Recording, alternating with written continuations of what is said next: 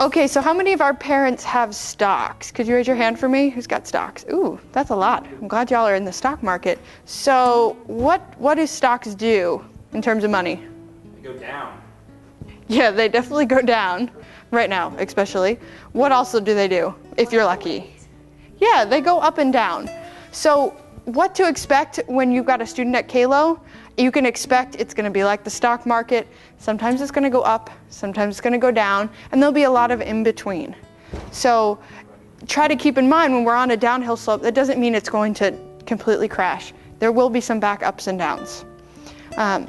Another thing to expect with your student is the stages of grief. I think you probably all have heard of them before. Can you shout out a few of them? Anger. Denial. Yeah. So you've got shock and denial, bargaining, anger, depression, and acceptance. Now, not only is your student going to go through these, but for a lot of you, you will also go through these stages. All right, the next thing to expect is complaints. How many people have already heard, the food sucks? Yeah, too much chicken. That's a good one. You hear that a lot. The staff are awful. Yep. My therapist is mean and terrible. You're going to hear a lot of complaints. That's fine. We want our students to be honest with you about how they're feeling and what they're experiencing, but take everything with a grain of salt, and if you really are concerned, come to your therapist. They're your head coach. They're going to answer any concerns or problems that you have. Okay, so you can see the picture, what your child might do. Mommy, please, I swear I'll be different. I won't do this anymore. I'll be different. That's what we call the deathbed repentance. So this is, I will do anything in the world to make sure that I don't have to stay here because I like things the way they are. Even though things aren't great at home, it's what's normal. And so they're going to want to keep that norm even though it's not what's best for them or your family. Do your best. You can empathize with how they feel, but don't give in and say, yes, I'll come and take you home. That won't go well for anybody. Okay, so as the picture says, I'd say the negotiations went much better than expected. Bedtime was pushed back 10 whole minutes. So you're going to hear this from your kids too. If I can just have a home visit, then I'll engage in my treatment and I'll do all these things at Kalo. We want time and evidence first. It's not about a negotiation. It's about them really investing in their family and themselves for the right reasons. That's why we don't dangle the carrot. Oh, if you just come to family therapy twice, then you can have a home visit. Then they're only doing it so they can get this home visit or whatever it is. We want them to make real change because of what they feel. Okay, the next one is hostage taking. If you don't take me home right now, you are going to see the craziest kid you have ever seen in your entire life. I am going to curse at you and I'm going to kill you. I'm going to do everything I can. That's an extreme version of hostage taking. Some kids get that far. Others are really good at being subtle. And the subtle ways of hostage taking are much more difficult to see, but they feel just as rotten. So again, when your kid's taking you hostage, you can just say it. Hey, I'm not going to be held hostage. I would love for you to come home, but not because you're threatening me.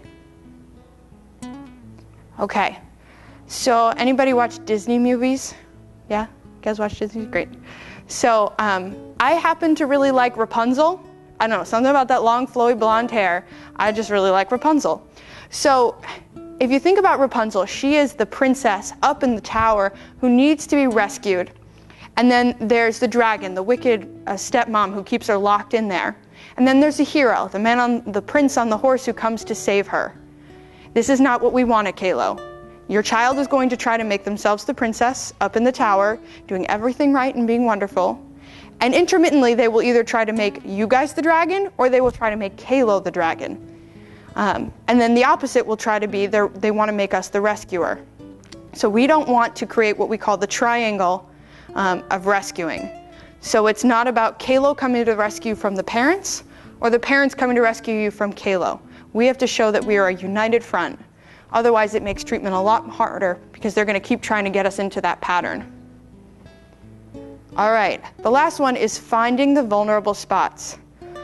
For better or for worse, our kids have learned to survive in whatever way they can. And sometimes that means they can pick out the spots that'll really hurt you.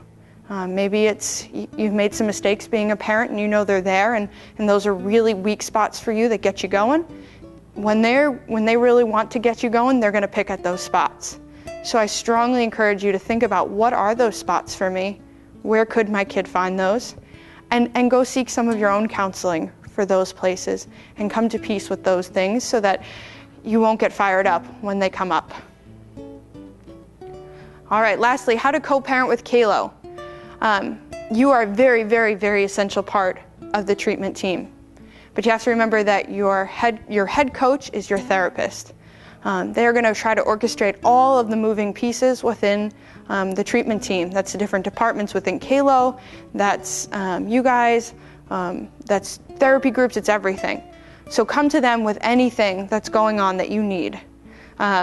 Remember, no secret deals or secret agendas. So it's not on the side, hey, guess what? If you do this, then I'll bring you home. That actually creates that triangle that we were talking about that we want to avoid, as well as hidden agendas. If you secretly, want your kid to turn out to be a genius, and you're always pushing behind the scenes for them to become a genius, they're not getting the acceptance that they need, and that will actually cause them not to get there. So if there's something you really want for your kid, talk to your therapist about it, and they'll help you come up with a way that fits with Kalo to help your kid get somewhere if it's reasonable. Ask lots and lots of questions. There can never be too many questions or dumb questions. And then last thing is buy-in. Even if it's not making sense right now, it's really important for us to be on the same page and working. That's where the questions come in. If it's not making sense, ask. But still show that you're wanting to be part of Kalo and you're on board with the way that we do things.